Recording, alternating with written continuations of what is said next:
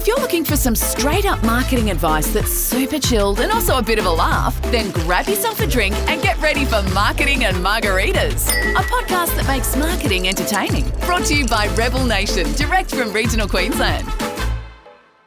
Hello and welcome to Marketing and Margaritas, our 100th episode and our last for 2023. I am joined by Geoff O'Connor from SBB Partners today. I'm very excited about doing this episode with you. Me too, Jade. Thank you so much for coming in. Absolutely. Obviously, we've known each other for a really long time. Yep. We're sitting this close, so definitely a long time. And we're both clients of each other, etc. So we know Yep. each other in a professional and personal sense. And Yep. I guess, some of what we're going to be talking about today may be me roasting your industry a little bit. Bring it on. Yeah. Bring it on. I say everyone might not be okay with it, but see, I know you. I know you're okay with it. And it comes from a place of love. A bit of and banter understanding. never hurts. Counting can be fun. Yes. Yes. So that gets us straight into our point. So basically, when we look at, marketing our business, etc., we do need to look at who our competitors are in the industry and just what the market is like in general. Now, I know from marketing for different accountants over the years for many, many years, there are 50 million kind of accounting options and stuff out there. So you've actually got like proper big firms and stuff like yours, Top and then tier. you have like your, freelance sole trader kind of jazz. Then there's also like the bookkeepers and stuff for those of us who are not in finance. It can be confusing. Yes. And then just finance in general, like there's we've got banks and financial planners, and the financial industry is huge. Yeah, and it's so well established, etc. There's so many people in that market all vying for people's attention. So trying to stand out in a really crowded market, super difficult. But also I think that accounting is not something that people get particularly excited about. You kind of don't wake up and be like, yes, seeing my accountant today. I mean, I do, because you're my accountant. Absolutely. So I love it. Fist pump I do like, yes.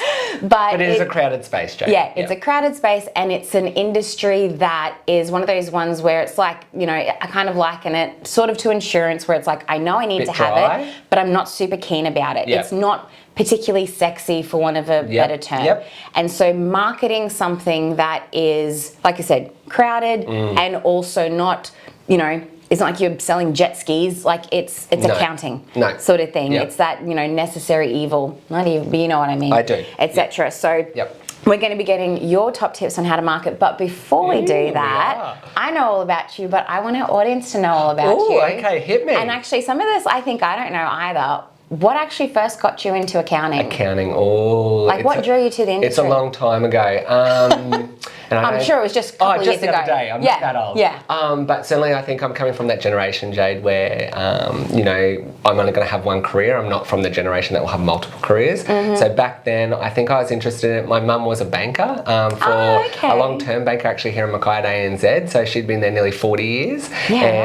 So finance was sort of back from being around home, getting picked up at school and going to the ANZ Bank and doing my homework and all those stuff being so lovely to me. So I think we're always around finance. So it wasn't that big scary industry that scary. for others it can be. Yeah, second nature sort of stuff. Banks are daunting. Like I remember as a kid, banks were daunting and stuff. Super daunting. And how it's been rebranded lately, it does make it a little bit easier and streamlined. But back then it was the traditional old school banks. Yeah. But particularly Mum sort of came back from the banking finance background, and then Dad had management roles throughout his whole career. So I think that is just a natural fit for me. I liked numbers. I was particularly good at maths. I've got to be honest, at high school I was doing a lot of different subjects. I did sciences, and lo and behold, I thought I wanted to be a vet. And I did work experience as a vet here in town. But sort of when the push came to the shove, Jade, and I got to that 17 grade 12, where was I going to land? I wanted to stay local, so that was a big draw card too. Was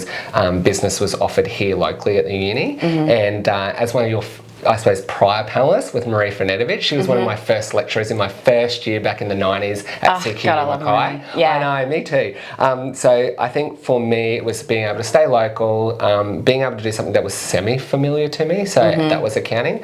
And then probably the one thing that got me across the line was I sort of got into uni and worked part-time here, but sort of landed that role at SBB Partners back then with Daryl Camilleri. And oh really? When was that? That was September 99, 2000.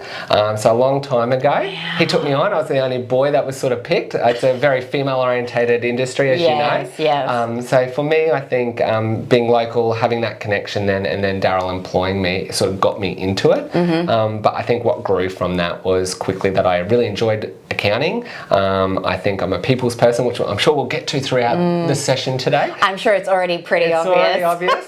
Hats up to me. But particularly with that, I think those relationships that I formed early on sort of made me stay in accounting as well. So I had a good group, a very good employer, a really social group around work, and sort of kept me in that finance game. So maths background, wanted to stay local, sort of was a natural fit for me. Yeah, 100%. Yeah. And so I guess, you know, when you think about accounting, like, so that's, you know, quite an extensive career to date, and you're probably like me, where it's like you still are on the tools to a certain extent for higher level stuff, etc. But obviously, a lot of the business management, strategy, growth is where you focus a lot of your time too. But like, I know for me personally, I feel so grateful because I still fucking love doing marketing.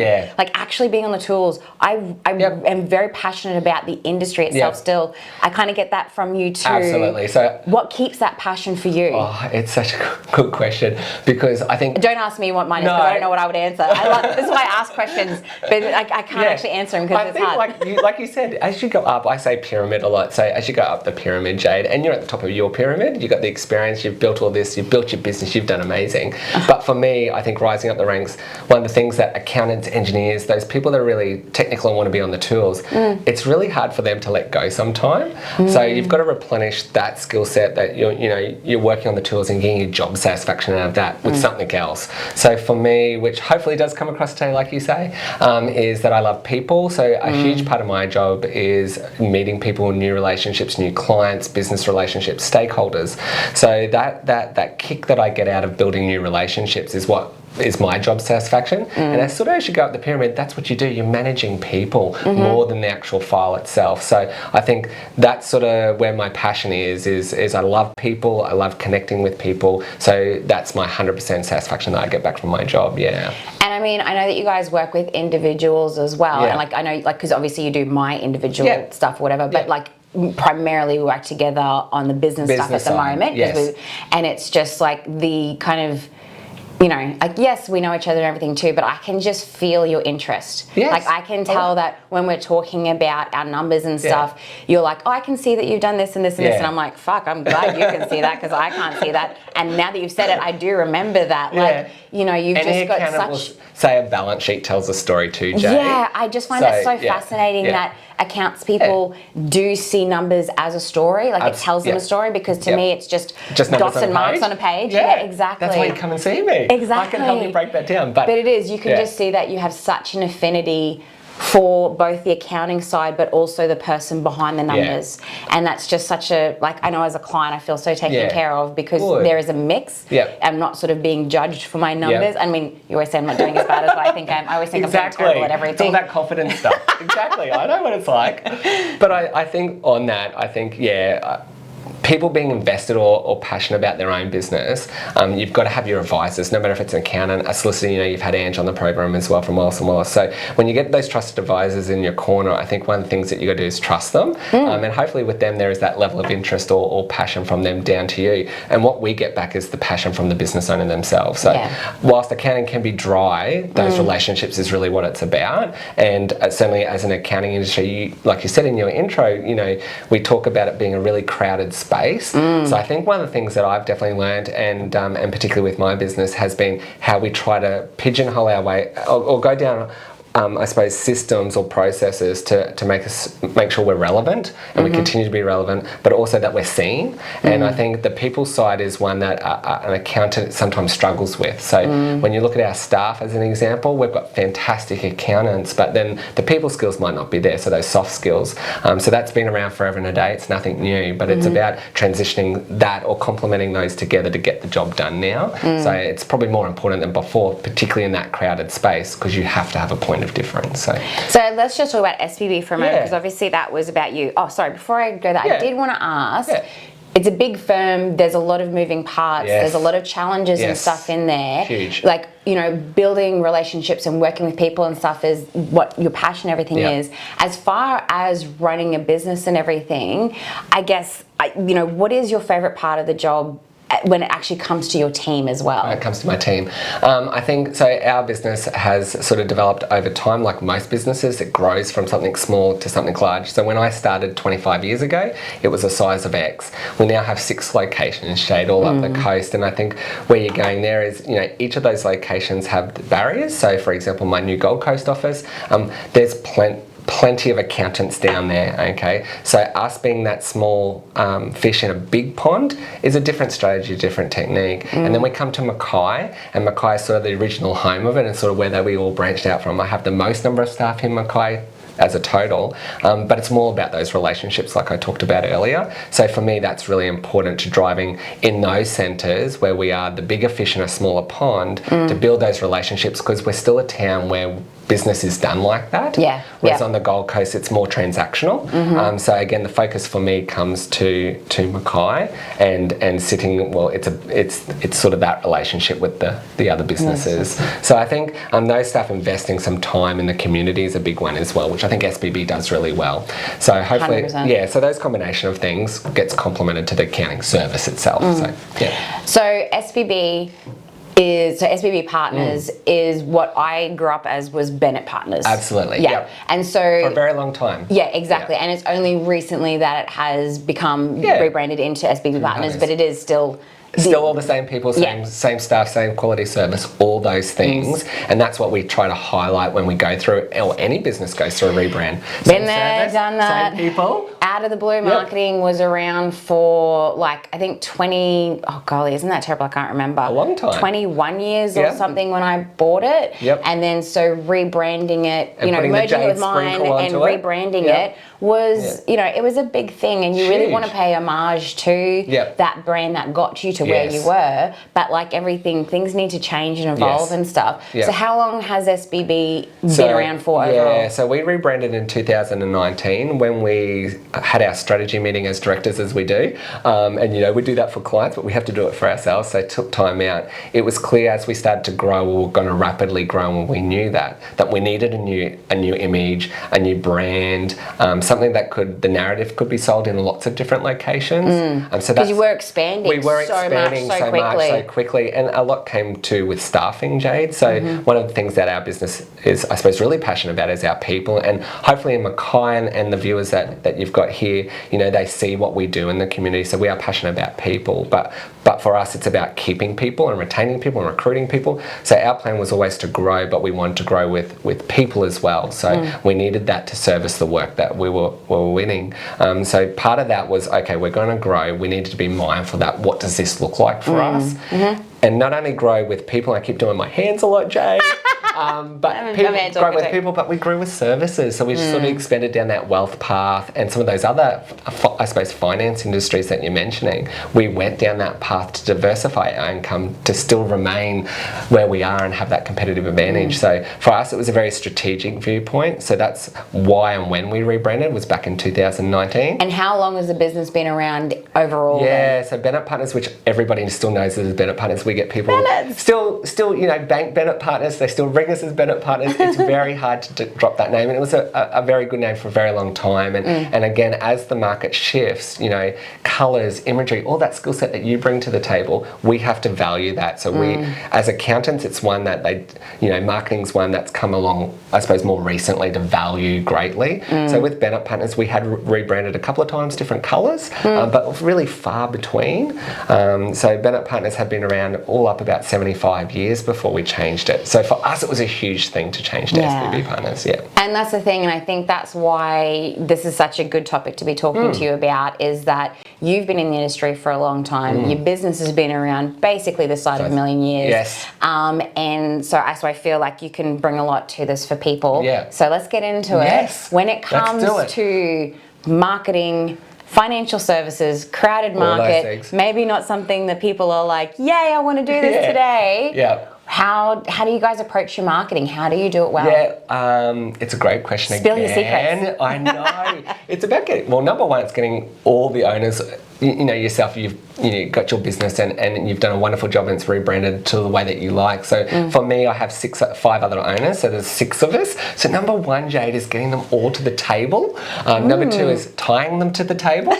And making sure that we're understanding what we're there to talk about.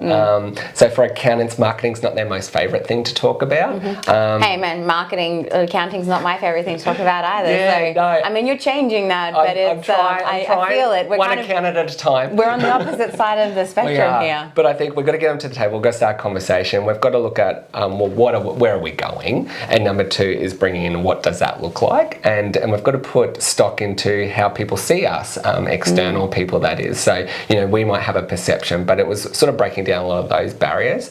So I think for us in accounting, I think to answer the question, it's more about we had to value that to start with, get them all to the room, and then from there grew some really good ideas, and then also the narrative that we're all comfortable with, I suppose the external stakeholders seeing, and that includes clients through to banks, through to yourselves, through to lots of people. So we wanted to look and through your staff as well. Yeah, the staff. You know what I mean? Like, it's not just a fact of like, yes, it's how the external market perceives you. Yes. It's how, especially in a bigger firm. And lots of our staff been there a long time. So SBB Partners was ingrained into them. So even change their idea of what we look like was hard because, they also invested in that name and they felt proud to walk up the stairs as SBB Partners. So for us, we had all those as micro barriers.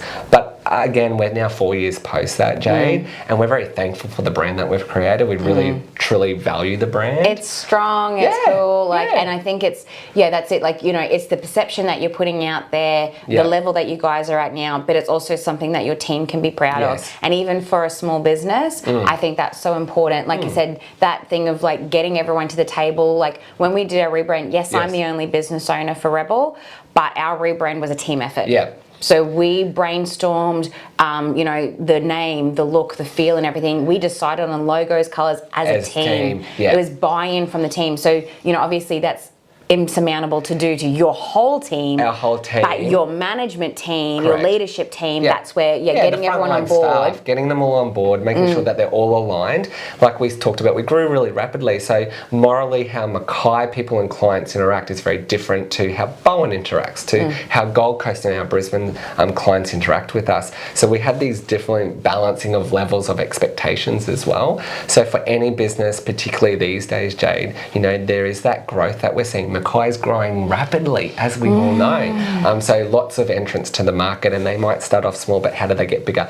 All I'd like to say is, making sure that you rebrand it at the appropriate time too. As your business changes the service, the type of work that it does, etc., you need to make sure people know that and can see that through your brand. And I think that's another reason why we did make that shift, was we diversified, so we knew that was a catalyst to change what it looked like to people. So that sort of was the driving force there. So I'm loving your tips so far. So tips, you pick it up on tips. So people making sure that everyone understands the value of marketing your team, marketing, getting everyone on board team effort, and I suppose having that buy-in of this is who we are. This is our story. This is what we look like. This is how we're going to put ourselves out to our customers, etc. Cool. And like you said, making sure that everyone's part of that. I look through Mackay, Jade, and there's a lot of businesses here that have been here a very long time. So those staff are just as important as the owners. So you've got to have that buy-in from them, like we keep saying, to make sure that that's a successful change as well. They're so proud to walk down the street and represent us, but I'm sure every business in Mackay will have those staff. So and I think it's so important to point on this though, Geoff, because it's sort of like people always think about marketing as what they're doing out there. Like, what social channels should I be on? What do I need on my website? All this kind of stuff. But it's like marketing starts with your business. Because, we talk to clients and say, like, we can do amazing, fancy, awesome, whatever things for you. But if then people come to you and what they get doesn't match to what's been out there, it's just useless. So exactly, like when it comes to how to market, how to, stand out in a crowded market, the first thing is make sure you're in alignment. Know your audience, all the things that you do very well. You prep us as we went through our rebrand with you. Well, what are all these things? So it's making sure you're true to that as well. You've got this perception of where your business wants to go, but again, for us, we knew where we wanted to go, and we'd had those chats. So I think that makes it a little bit quicker and easier to align. So definitely alignment. Yeah, for sure, Jade. Cool. Good tip. Well, tip. These are your tips. Hey. Okay, what's our next one? What else do you want to share with our audience about? Oh, tips? Yes. Oh, I've got quite a few, Jade. How long have you got? No. So I think number one, we've touched on quite a few of these through our chat this morning, is, know yourself, know your business, trust yourself, have that confidence. I think building confidence in the skill set that you offer to the public is what you can market. If you're not confident in what you're selling, no one's going to buy it. Yeah. So I think making sure that you definitely know your skill set. Yeah. So for us, it's accounting, and like you said, it's dry, it's boring. So how do we market Sorry. that? We try to be super fun. We're doing podcasts, so we're being very on market. Look at us go. I think one of the things I did touch on earlier is just to make sure you're relevant too. So accounting is always around. We're a compliant-driven business, so we're not selling widgets. We're selling ATO deadlines and compliance, and that can only get you so far. So there's lots of other services that accountants can offer that probably don't get marketed or highlighted. So I think one of the things for the finance industry is just make sure you're looking at all the stuff you do and look at different ways you can market those. But for any business, make sure what you're marketing is relevant, I think, is number one. Well, people want to buy what you have, I guess, as well, sort of thing. And they're buying my time. Buying my time. And it comes down to that, like I said, making sure you have a good product or a good, like your service, whatever it might be, sort of thing. Because I think it's, when you have a really good product and you do a really good job for people, that will also, because people always talk about, word of mouth is the best marketing you can have. And they talk about like it's a magical unicorn that exists separate from your business. And it's like, no, you can reverse engineer word of mouth marketing by being good at what you do, taking care of clients, offering a great service, being positive, being helpful, having your passionate. marketing match what you're actually about, etc. All those kind of things help to generate that word of mouth. And I would imagine yours is a lot like mine, where majority of our clients come from word of mouth. If not 95%, I think clients grow other clients. And certainly when we look at Mackay, we look at the world, there's lots of crisis moments too. So I think one of our things that we pick up a lot of is word of mouth. But when you help someone through something that's really important to them, it could be a divorce, a sale of a business, a death of a business partner, all those things. If you are kind and passionate and you're clear about what you're doing and you're sympathetic to the situation at hand, then that builds that trust really rapidly. So then the word of mouth of that is gold. It just sweeps through this region particularly. So yes, word of mouth is definitely the biggest one, and luckily we both talk so much, so we do really well. But I think with the marketing too is making sure that you identify all your strengths, okay, and which can be hard for people. The amount of people I've talked to where I'm like, okay, what is your point of difference? What is it that we are marketing about you? And people are like, I don't know what my point of difference is, and it's like, okay. Can't have everything nailed down all the time. Like I couldn't give you what my revenue number is for the year off the top of my head. But when a good accountant does. But when it comes to your point of difference, it's like if you don't have one, make one. You've got to make one. You've got to create one. You've got to see the lane that you can go, swim down as quick as you can and faster than everybody else. And where are those gaps in the market? Look for where those opportunities are. And when you're in your own business, and it's like when you're in your own business, you're passionate, you're working really hard. Sometimes it's the forest for the trees. True. It's having that breath to stop back and have those table discussions. So I think the point of difference that leads me to you're leading me to these tips.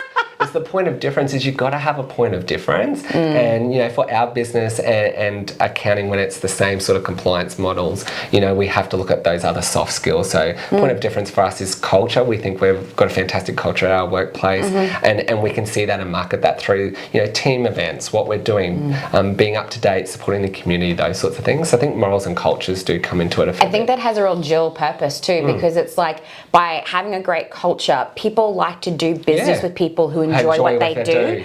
And so number one, if you're demonstrating that culture, then as someone on the outside, I'm like, these guys actually look like they really enjoy working together. That makes it more of a place that I want to go and give my business more to. Appealing. But secondly as well, by having a great culture, you're more likely to retain your staff.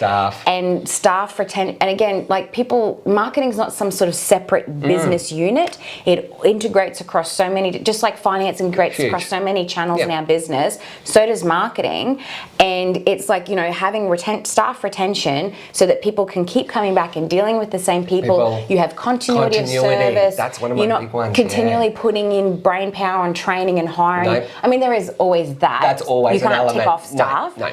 But at the same time, that actually is good for your marketing to have that retention as well. It is. And good for you. Yeah, I think, well, good for my sanity. Yeah, basically. What little there is left of it. But I think that dealing with the one point of contact too is such a big thing. So if you are lucky enough to have a business that can do that, it's always going to pay you dividends. So that is a point of difference. As people get bigger, it's harder to service more clients. So I think a lot of businesses around town, particularly in Mackay, they go from that more bespoke boutique sort of business into they are just trying to sink or swim. So I think that point of difference can be what you said there, Jade. Absolutely. I think also within marketing and particularly accounting, when you've got your services are all stock standard or any product line that's stock standard, you've got to have a personal brand of some sort. So if word of mouth is one of our biggest draw cards for marketing, Jade, it's having that personal brand. And I think you know me well enough that you know I wear a lot of different hats. I enjoy. You do personal branding exceptionally well, though, man. So it is something I think invest a lot of time in that. Yes, I was going to say, even though I would say that from knowing you over the many years I've known you, I would say it comes to you quite instinctually as well. Yeah. But at the same time, that doesn't, not to take away from actually the amount of time and effort you put into it. It's just a lot of time. You do work hard at your personal brand and getting it out there as well, and that just, I think that just feeds dividends to your company as well. And that's what I'm saying is, you know, the staff at 20 may not value that. So as they get older and they get a little bit more confident, they get the skill set under their belt, they, you know, pair with us on certain jobs, they're building that confidence. So that personal brand does come over time too, Jade, I think. But, you know, that is a point of difference, is having those individuals that do have that personal brand when we're selling such a stock standard sort of product. Yeah, that's it. Like if I'm going to go get my tax done or my BAS done or whatever it is, it's sort of like, well, yes, someone else could do just as good a service as you, but like for me, I know obviously there is that more hands-on, like you're helping more with the strategic stuff and everything as well. But if you do look at those stock standard services, it's like, well, why choose you? It's like, well, Geoff's there. Yes, correct. And that's what, so I think that's one that kind of makes things a no-brainer. Yeah, and I feel like most businesses will have that person in their business, whether or not it's the business owner or not. So I think playing the marketing down that card pays dividends as well. And I think encouraging your team to get into it too. Like you guys, I know like accountants and solicitors I think are quite good at getting their babies to grow up and get out in the world. Yes. The nursery. We get them young. Whereas like I know for me, like a couple of my team are just, not a couple of my team, like my team are very talented, very skilled, very knowledgeable people. But when it comes to networking, they think that they don't have value to offer, or like, oh, I don't really know anyone, and I mean, I don't really know anything. And it's like, you do realise you do know what, I'm not paying you for fun. No, you know what this You delivered all of this stuff. You know, like this is your expertise on show here. I didn't do that. You did that. You created this. Yeah, so getting out there and talking to people, not necessarily even as rebel, just for yourself. I just think it's really important to help them grow and develop in that way as well. Yeah. So when you're talking, that's a whole other element, isn't it, Jade? So we've got all these things coming into this marketing sort of idea and concept. So, you know, we've got that at the centre, but we've got all these things. So you're definitely right. I think the element of networking is hard. Accountants are probably the worst at it. Accountants and solicitors, they can be scared of marketing, but you've got to go in the room, know who you are, know what you're looking for, and you know, you do some of those tips. So I think we do that well, but I think with that though is you've got to remain true to yourself and you've got to remain consistent. So you can't walk into a room and be someone that you're not. So just make sure that, you know, that's another tip, and people resonate with that real consistent sort of messaging. And probably the last one is just to have fun. Like, I think we talk about a lot of boring things in accounting, but particularly to have fun. And I think, you know, for my business, we have fun every day. We have our banter within our office. We, you know, play jokes on each other. We celebrate the wins and the losses. So I think that's one of the other things too. You know, marketing can be this big thing that people can be scared of and other people really love and throw themselves into. But amongst all that is just to have fun in between, no matter what industry you're in. So I say that all the time too. Yeah, have fun. I think where it's like, to me, marketing is the fun side of business as well. You know what I mean? Like while I'm, you know, I do try my best to do all my finance and be on top of that, and I'm always trying to improve my financial education and knowledge or whatever, it's definitely not something where it just comes naturally to me or whatever. Whereas I think that's, for me, it's easy to see marketing as fun because it does come naturally to me, and it might not for other people, but I think, just harking back to that personal brand tip, it's sort of like when you lean into who you are and like who you are, and you're working at this place because you align with their values and you love the work that you do, you're still separate from that. You still have your own personality, and really stepping in and owning that will draw people to you as well. And that helps you to stand out, because it's like, oh, you're not just another nameless, faceless one from SBB, or no, correct. Well, that's one of the rebel crew, I don't know which one or whatever. It's like, oh no, that's Taryn, or whatever sort of thing, that's Josh, like that's someone they recognise and know for who they are as well. Totally agree with that, Jade. Can't add any more value to that, can I? I think we just nailed it. We just totally nailed it. We do what we can, don't we? I did have one final thing I wanted to chat about, which was, we were talking about that, and you sort of touched on it a little bit. We were saying, being in business for 75 years, like, yes, you've done a rebrand, but that's not the only thing you do to stay fresh and relevant, etc. Again, you've got these things against you. Crowded marketplace, not so exciting industry for some people. And having been around for a long time, while it brings so much credibility and experience and a great network and all that kind of stuff, it can be the whole stuck doing things we've always done, etc. How have you guys, any final tips on staying relevant to your audience? For general marketing, or so within accounting, you're exactly right. I think one of the biggest ones for us has been always remain open-minded. Like you said, you can get stuck in the way that you do a same process. So for us, we've been very progressive, have always been. Sort of our managing partner that retired in 2019, Daryl, he was always that older gentleman, not that he's that old, but he's an older gentleman, but he was always up to date with technology. So for accountants, one of the things that come hand in hand is some are old school, still got paper, Jade. I don't have paper.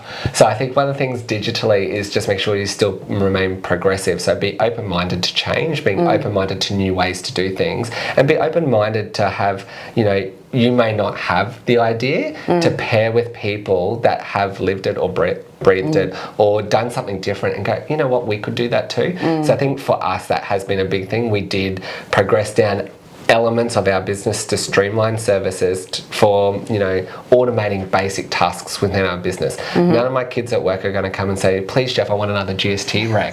So for us, it was looking at ways to eliminate those really mundane tasks from their job, and I suppose give them better job satisfaction. So I think number one is that's a simple sort of example, but making sure that you're open-minded to changing the way that you want to do things. Well, I think that's it, is being open-minded about what's happening in your industry and what opportunities you can be taking advantage of for your business. And then being open-minded for your business, as in whether it is, there could be new finance things, there could be new operational things to streamline and process and procedures, and there's always going to be new marketing things. And just keeping open-minded about what's out there. Definitely keep open-minded, but I think one of the things, if we throw a net over that too, is just take a risk. That's the other thing. Just take a risk. Because, gold star. Gold star. Pat on the back. But I think taking a risk is especially from an accountant. That's, I know, because they normally won't. They're like little penguins. They'll all follow each other. But particularly, I think just take a risk. And I think that's one of the other ones for us is we have taken risks. And out of 1,000 ideas, if you land 900 of them, you're absolutely brilliant. But you probably only land 100. But if you've taken some risks and you reap some more rewards, I think that's success as well. So 100%. I could not agree more. Were we a risk? Absolutely not. It was a calculated one. Where's my calculator from 25 years ago, Oh man, Jade's a bit of a loose cannon. No, I'm not she's sure. not. No, Here we go. Not. Hey, we're getting on the straight 180. What are you talking about? I know, dude. You're going to have me so shipshape I won't know myself. I know. But look, I think through that journey with yourself and particularly going down the branding, it has opened my eyes to it. And certainly there's other elements too with marketing that, you sit back and you go, how did I not think of that? But that's why we pair with experts. Exactly. We don't know what we don't know. We don't know and what we you don't trust know. the other person that what they're bringing to the table is something that they've put thought and consideration in, and they're like, I actually genuinely think that this is good for you. Yeah, I agree. Cool. Thank you so much for being on the podcast. Welcome. I really appreciate more than it. welcome, Jade. Especially for our 100 episodes. I know. I'm so glad I made the cut and for number 100. I'm very thankful. It's been great. Thank you. Thank you. I hope you guys really enjoyed that as well. And as I said, this is our last episode for 2023. We will be back in January kicking off. Make sure to check out our competition for our 100 episode as well. And cheers for the final time. Thank you for tuning into this episode of Marketing Margaritas. I really hope you enjoyed it. And if you did, ask if you can please share, subscribe, and leave a review to help us reach even more people who have a passion for marketing and the occasional margarita. Thanks for listening to this episode of Marketing and Margaritas. Find more free marketing tips, tricks, and laughs at rebelnation.com.au.